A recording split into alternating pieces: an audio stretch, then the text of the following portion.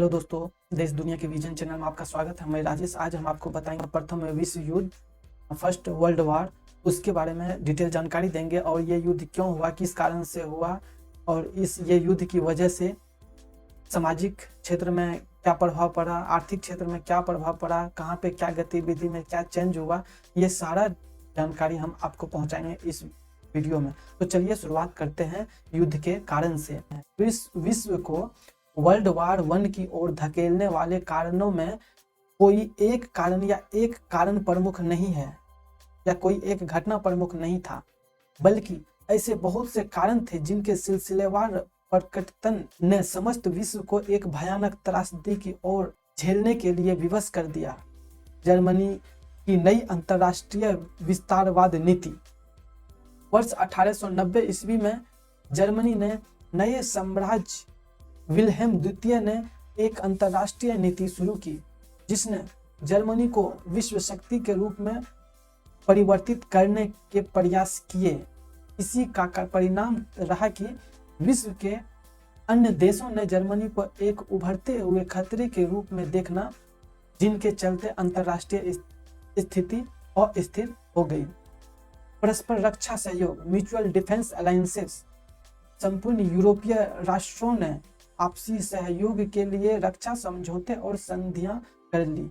इन संधियों का सीधा सा अर्थ था कि यदि यूरोप के किसी एक राष्ट्र पर शत्रु राष्ट्र की ओर से हमला होता है तो उस उक्त राष्ट्र यानी उसके बाकी राष्ट्र की रक्षा हेतु सहयोगी राष्ट्रों को सहायता के लिए आगे आना होगा। त्रिपक्षीय संधि यानी ट्रिपल अलायंस। वर्ष 1882 की यह संधि जर्मनी को ऑस्ट्रिया, हंगरी और इटली से जोड़ती है। त्रिपक्षीय सौहार्द यानी ट्रिपल इंटेंट यह ब्रिटेन, फ्रांस और रूस से संबंध था जो वर्ष 1907 तक समाप्त हो गया। इस प्रकार यूरोप में दो प्रतिद्वंदी समूह बन गए। युद्ध की शुरुआत में बने सहयोगी समूह साम्राज्यवाद। प्रथम विश्व युद्ध से पहले अफ्रीका, एशिया के कुछ हिस्से कच्चे माल की उपलब्धता के कारण यूरोपीय देशों के बीच विवाद का विषय बने हुए थे। जब जर्मनी, इटली इन उपनिवेशवादी दौर में शामिल हुए तो उनके विस्तार के लिए बहुत कम संभावना बची। इसका परिणाम यह हुआ कि इन देशों ने उपनिवेशवादी विस्तार की एक नई नीति अपनाई। यह नीति थी दूसरे राष्ट्र के उपनिवेश पर बलपूर्वक अधिकार कर अपनी स्थिति को सुदृढ़ किया जाए। बढ़ती प्रतिस्पर्धा और अधिक साम्राज्यों की इच्छा के कारण यूरोपीय देशों के मध्य टकराव में वृद्धि हुई, जिसने समस्त विश्व को प्रथम विश्व युद्ध में धकेलने में मदद की। इसी प्रकार मोरक्को और बोस्निया संकट ने भी इंग्लैंड और जर्मनी के बीच प्रतिस्पर्धा को और बढ़ावा दिया। अपने प्रभाव क्षेत्र में वृद्धि करने के उद्देश्य से जर्मनी ने जब बर्लिन बगदाद रेल मार्ग योजना बनाई तो इंग्लैंड के साथ साथ फ्रांस और रूस ने इसका विरोध किया, जिसके चलते इनके बीच कटुता में और अधिक वृद्धि हुई। सैन्यवाद। 20वीं सदी में प्रवेश करते ही विश्व में हथियारों की जोर शुरू हो गई। वर्ष 1914 तक जर्मनी में सैन्य निर्माण में सबसे अधिक वृद्धि हुई। ग्रेट ब्रिटेन और जर्मनी दोनों ने इस समयावधि में अपनी नौसेना में काफी वृद्धि की। सैन्यवाद की दिशा में हुई इस वृद्धि ने युद्ध में शामिल देशों को और आगे बढ़ने में मदद की। वर्ष 1911 में अंग्ल जर्मनी नाविक प्रतिस्पर्धा के परिणाम स्वरूप अगादिर का संकट उत्पन्न हो गया। हालांकि इसे सुलझाने का प्रयास किया गया परंतु यह प्रयास सफल नहीं हो सका। वर्ष 1912 में जर्मनी में एक विशाल जहाज एम्परेटर का निर्माण किया गया जो उस समय का सबसे बड़ा जहाज था। इससे इंग्लैंड और जर्मनी के मध्य वैमनस्य और प्रतिस्पर्धा में वृद्धि हुई। राष्ट्रवाद। जर्मनी और इटली का एकीकरण भी राष्ट्रवाद के आधार पर ही किया गया था। बाल्कन क्षेत्र में राष्ट्रवाद की भावना अधिक प्रबल थी क्योंकि उस समय बाल्कन प्रदेश तुर्की साम्राज्य के अंतर्गत आता था। अतः जब तुर्की साम्राज्य कमजोर पड़ने लगा तो उस क्षेत्र में रहने वाले लोगों ने स्वतंत्रता की मांग शुरू कर दी।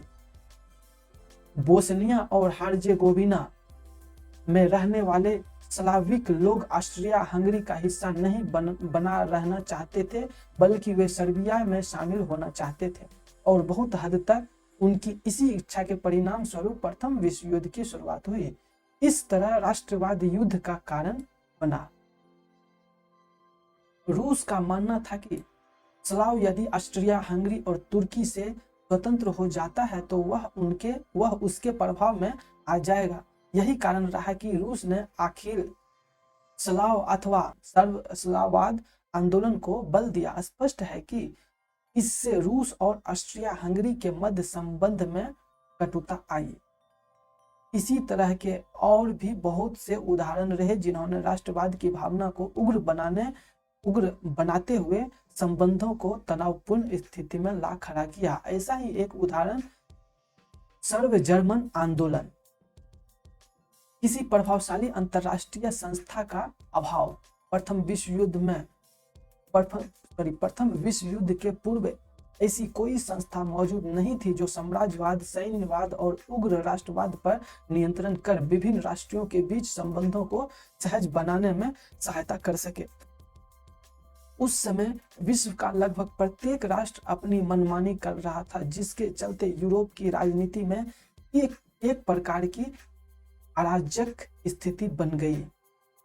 तत्कालीन कारण आर्क ड्यूक फ्रांज फर्डिनेंड की हत्या। जून 1914 में जब ऑस्ट्रिया हंगरी के सिंहासन के उत्तराधिकारी arc Duke Franz Ferdinand Bosnia में साराजेवो का दौरा कर रहे थे, तब उनको गोली मारकर हत्या कर दी गई थी। एक सर्बियाई व्यक्ति जिसका यह योजना था कि ऑस्ट्रिया के बजाय सर्बिया को बोस्निया पर नियंत्रण करना चाहिए, वे आर्क ड्यूक की हत्या कर दी।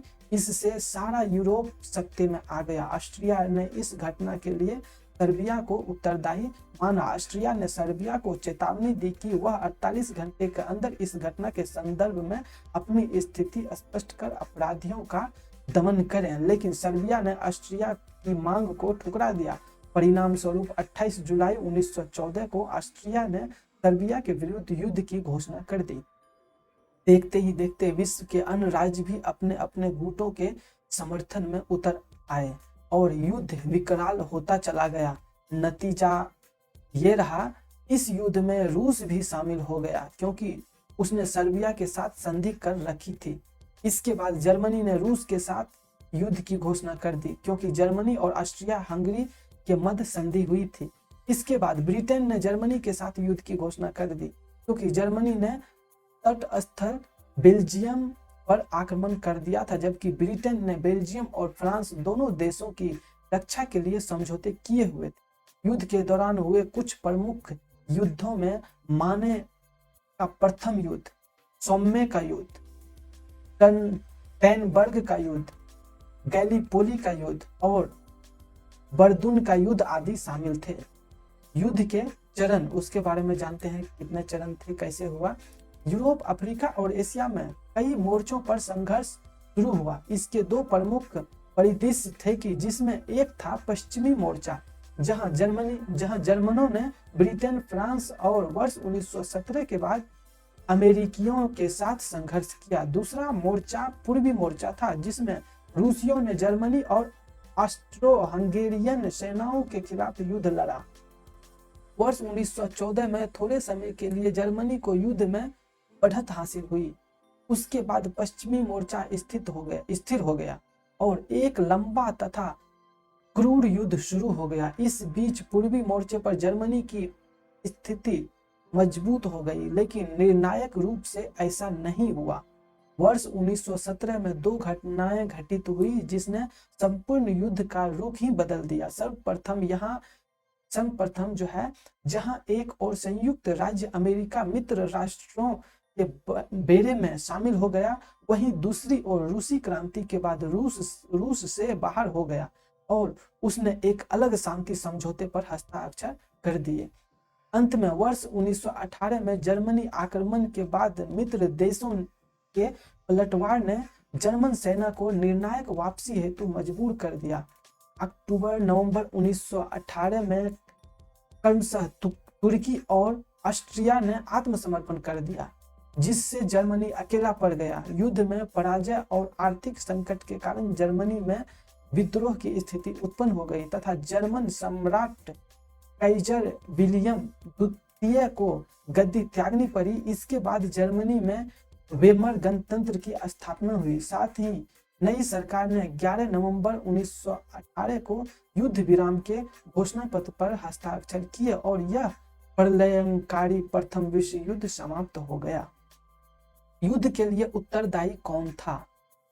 युद्ध में सम्मिलित कोई भी देश युद्ध के लिए स्वयं को उत्तरदायी नहीं मानता था, बल्कि वे यह दावा करते थे कि उन्होंने शांति व्यवस्था बनाए रखने की चेष्टा की, लेकिन शत्रु राष्ट्र की नीतियों के कारण युद्ध हुआ। हालांकि वर्साई संधि की एक धारा में जर्मनी और उसके सहयोगी राष्ट्रों को युद्ध के लिए उत्तरदायी माना गया, किंतु यह मित्र राष्ट्रों का एक पक्षीय निर्णय था। वस्तुतः प्रथम विश्व युद्ध के लिए सभी राष्ट्र उत्तरदायी थे, सिर्फ जर्मनी ही इनके लिए जवाबदेही नहीं था। सर्बिया ने ऑस्ट्रिया की जायज मांगों को अस्वीकार कर युद्ध आरंभ करवा दिया तथा ऑस्ट्रिया द्वारा युद्ध की घोषणा किए जाने से रूस सैनिक कार्रवाई करने के लिए बाध्य हुआ। सर्बिया की समस्या को कूटनीति स्तर पर हल करने के बजाय रूस ने इसका समाधान सैनिक कार्यवाही द्वारा करने का निर्णय लिया। जर्मनी की मजबूरी यह थी कि वह अपने मित्र राष्ट्र ऑस्ट्रिया का साथ नहीं छोड़ सकता था, इसीलिए रूस द्वारा सैनिक कार्यवाही आरंभ होने पर जर्मनी भी सैन्य कार्यवाही हेतु बाध्य हुआ। इंग्लैंड ने भी युद्ध की स्थिति को टालने के लिए कोई ठोस कदम नहीं उठाया। उसने अपने सहयोगी राष्ट्रों को भी युद्ध में अलग रहने की सलाह नहीं दी। फलतः दोनों गुटों के राष्ट्र युद्ध में सम्मिलित होते गए और एक छोटा युद्ध विश्व युद्ध में परिणत हो गया। इस प्रकार प्रथम विश्व युद्ध के लिए सभी राष्ट्र उत्तरदायी थे। इसके लिए किसी एक राष्ट्र को जिम्मेदार नहीं ठहराया जा सकता है। युद्ध के परिणाम क्या क्या हुए उसके बारे में हम थोड़ा जान लेते हैं। आर्थिक परिणाम। प्रथम विश्व युद्ध में भाग लेने वाले देशों का बहुत अधिक धन खर्चा हुआ। जर्मनी, ग्रेट ब्रिटेन ने अपनी अर्थव्यवस्था से प्राप्त धन का लगभग 60% हिस्सा युद्ध में खर्च किया। देशों को करों को बढ़ाना पड़ा और अपने नागरिकों से धन की आधार लेना पड़ा। उन्होंने हथियार खरीदने तथा युद्ध के लिए आवश्यक अन्य चीज हेतु भी अपार धन व्यय किया। इस स्थिति में युद्ध के बाद मुद्रास्फीति को जन्म दिया। इस स्थिति में युद्ध के बाद मुद्रास्फीति को जन्म दिया। राजनीतिक परिणाम क्या हुआ इसका? प्रथम विश्व युद्ध ने 4 राजतंत्रों को समाप्त कर दिया। रूस के सीजन निकोलम द्वितीय, जर्मनी के केसर विल्हेम, ऑस्ट्रिया के सम्राट चार्ल्स और ऑटोमन साम्राज्य के सुल्तान को पद छोड़ना पड़ा। प्रथम विश्व युद्ध के बाद विश्व मानचित्र में परिवर्तन आया। साम्राज्यों के विघटन के साथ ही पोलैंड, चेकोस्लोवाकिया, यूगोस्लाविया जैसे नए राष्ट्र का उद्गम हुआ। ऑस्ट्रिया, जर्मनी, फ्रांस और रूस की सीमाएं बदल गई। बाल्टिक साम्राज्य रूसी साम्राज्य से स्वतंत्र कर दिए गए। एशियाई और अफ्रीकी उपनिवेशों पर मित्र राष्ट्रों का अधिकार होने से वहां भी परिस्थिति बदली। इसी प्रकार जापान को भी अनेक नए क्षेत्र प्राप्त हुए। इराक को ब्रिटिश एवं सीरिया को फ्रांसीसी संरक्षण में रख दिया गया। फिलिस्तीन इंग्लैंड को दे दिया गया। सामाजिक परिणाम क्या हुआ उसका? विश्व युद्ध में समाज को पूरी तरह से बदल दिया। जन्म दर में गिरावट आई क्योंकि लाखों युवा मारे गए। 8 मिलियन लोग मारे गए, लाखों घायल हो गए तथा कई अन्य विधवा और अनाथ हो गए। नागरिकों ने अपनी जमीन खो दी और अन्य देशों की ओर प्रवास किया। महिलाओं की भूमिका में भी परिवर्तन आ गया। उन्होंने कारखानों और दफ्तरों में पुरुषों का स्थान लिया। उन्होंने कारखानों और कार्यालयों में पुरुषों की जगह लेने में एक प्रमुख भूमिका निभाई। कई देशों ने युद्ध समाप्त होने के बाद महिलाओं को अधिक अधिकार दिए, जिसमें वोट देने का अधिकार भी शामिल था।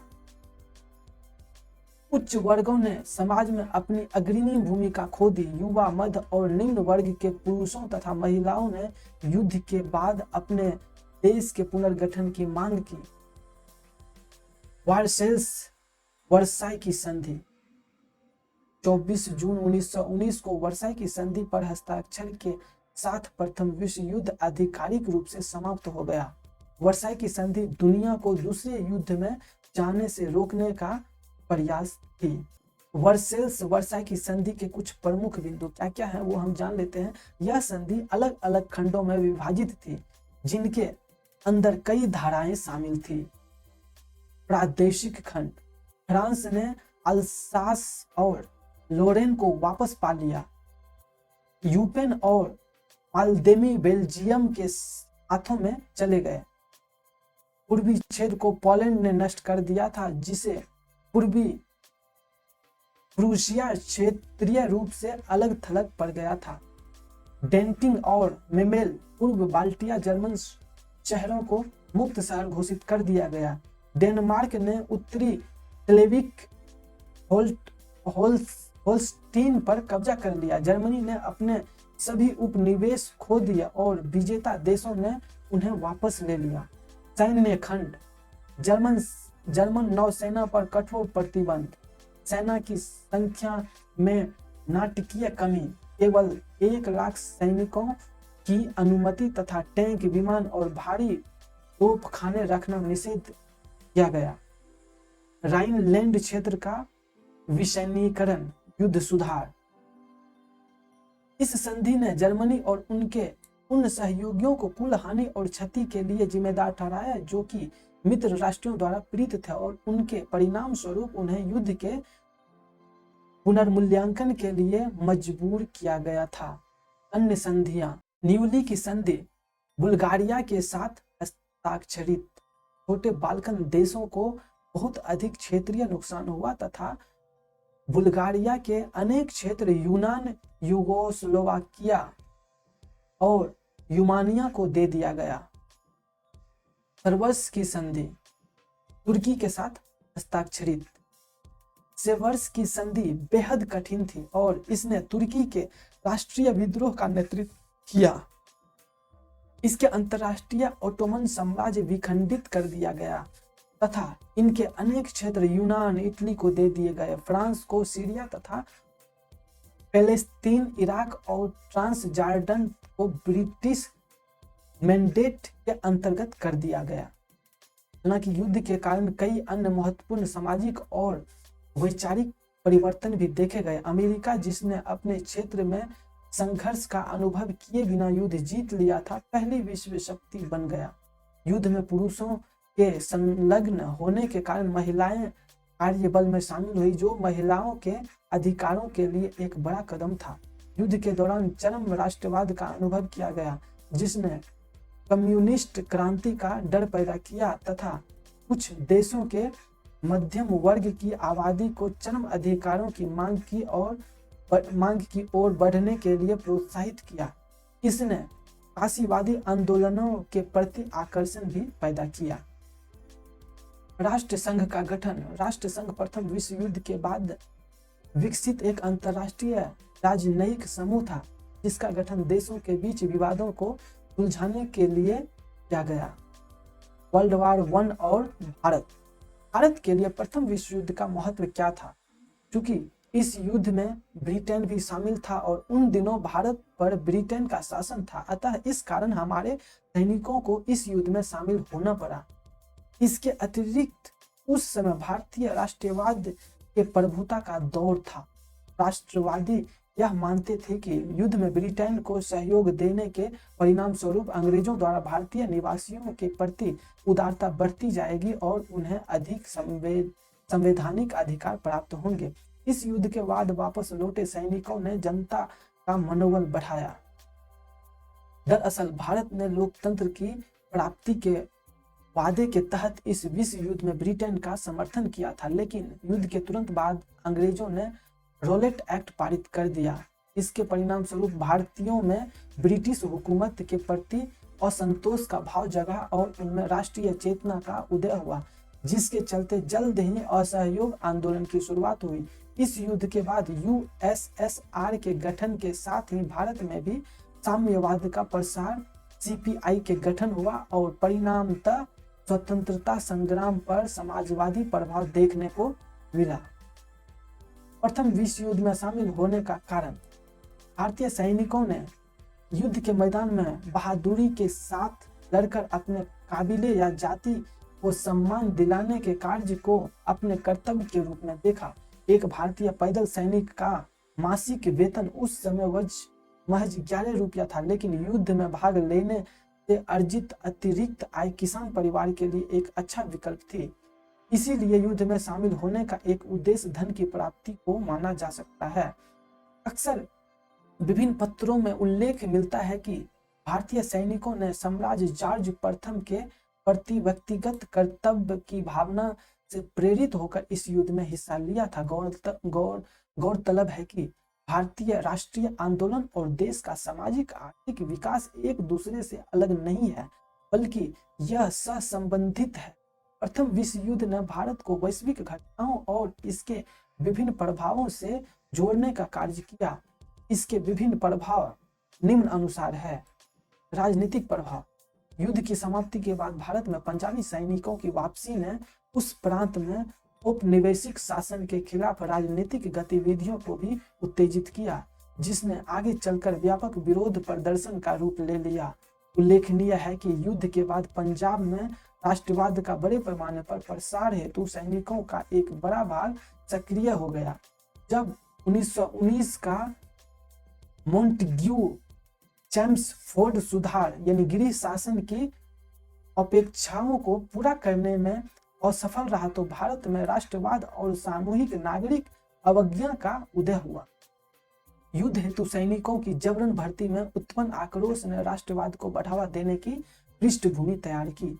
सामाजिक प्रभाव, युद्ध के तमाम नकारात्मक प्रभावों के बावजूद वर्ष 1911 और 1921 के बीच भर्ती हुए सैनिक समुदायों की साक्षरता दर में उल्लेखनीय वृद्धि हुई। युद्ध के मैदान में पुरुषों की उपयोगिता की धारणा का उन दिनों महत्व होने के कारण सैनिकों ने अपने विदेशी अभियान हेतु पढ़ना लिखना सीखा। युद्ध में भाग लेने वाले विशेष समुदायों का सम्मान समाज में बढ़ गया। इसके अतिरिक्त गैर लड़ाकों की भी बड़ी संख्या में भारत में भर्ती की गई, जैसे कि नर्स, डॉक्टर इत्यादि। अतः इन युद्ध के दौरान महिलाओं के कार्य क्षेत्र की भी विस्तार हुआ और उन्हें सामाजिक महत्व भी प्राप्त हुआ। हालांकि भारतीय समाज को ऐसी परिस्थितियों में आवश्यक सेवाओं से वंचित कर दिया गया जहां पहले से ही इस प्रकार की सेवाएं, कौशल, नर्स, डॉक्टर का अभाव था। आर्थिक प्रभाव, ब्रिटेन में भारतीय सामानों की मांग में तेजी से वृद्धि हो गई, क्योंकि ब्रिटेन में उत्पादन क्षमता पर युद्ध के कारण बुरा प्रभाव पड़ा था। हालांकि युद्ध के कारण शिपिंग लेने में व्यवधान उत्पन्न हुआ, लेकिन इनका यह अर्थ था कि भारतीय उद्योग को ब्रिटेन और जर्मनी से पूर्व में आयात किए गए इनपुट की कमी की वजह से असुविधा का सामना करना पड़ा तथा अतः अतिरिक्त मांग के साथ साथ आपूर्ति की बाधाएं भी मौजूद थी। युद्ध का एक और परिणाम मुद्रा वृद्धि के रूप में सामने आया। वर्ष 1914 के बाद 6 वर्षों में औद्योगिक कीमतें लगभग दोगुनी हो गई और तेजी से बढ़ती कीमतों ने भारतीय उद्योगों को लाभ पहुंचाया। कृषि उत्पादों की कमी औद्योगिक कीमतों की तुलना में धीमी गति से बढ़ी। अगले कुछ दशकों में विशेष रूप से महामंदी के दौरान वैश्विक वस्तुओं की कीमतों में गिरावट की प्रवृत्ति जारी रही। खाद्य आपूर्ति, विशेष रूप से अनाज की मांग में वृद्धि से खाद्य मुद्रास्फीति में भी भारी गिरावट हुई। यूरोपीय बाजार को नुकसान के कारण जूट जैसे नकदी फसलों के निर्यात को भी भारी नुकसान हुआ। उल्लेखनीय है कि इस बीच सैनिकों की मांग में वृद्धि के चलते भारत में जूट उत्पादन में संलग्न मजदूरों की संख्या में कमी हुई। बंगाल के जूट मिलों के उत्पादन को भी हानि पहुंची, जिसके लिए मुआवजा दिया गया। परिणामतः आय और असमानता में वृद्धि हुई। वहीं कपास जैसे घरेलू विनिर्माण क्षेत्रों में ब्रिटिश उत्पादों में आई गिरावट से लाभ भी हुआ, जो कि युद्ध पूर्व बाजार पर हावी था। ब्रिटेन में ब्रिटिश निवेश को पुनः शुरू किया गया, जिससे भारतीय पूंजी के लिए अवसर सृजित हुए। हालांकि यह सभी युद्धों को समाप्त करने के लिए एक युद्ध के विचार के विपरीत निकला। वर्सेटाइल की संधि के माध्यम से जर्मनी की आर्थिक बर्बादी और राजनीतिक अपमान को सुनिश्चित किया गया, जो कि द्वितीय विश्व युद्ध के रूप में परिणत हुआ। दोस्तों, हमने आपको आज बताया प्रथम युद्ध के बारे में। मुझे उम्मीद है कि आपके लिए ये वीडियो यूजफुल रहा होगा, आपकी जानकारी के लिए। तो हमारे चैनल पे बने रहिए, इस वीडियो को लाइक कीजिए और शेयर कीजिए अपने व्हाट्सएप और फेसबुक फ्रेंड को, और सब्सक्राइब कीजिए हमारे अपकमिंग लेटेस्ट वीडियो के लिए। Thanks for watching.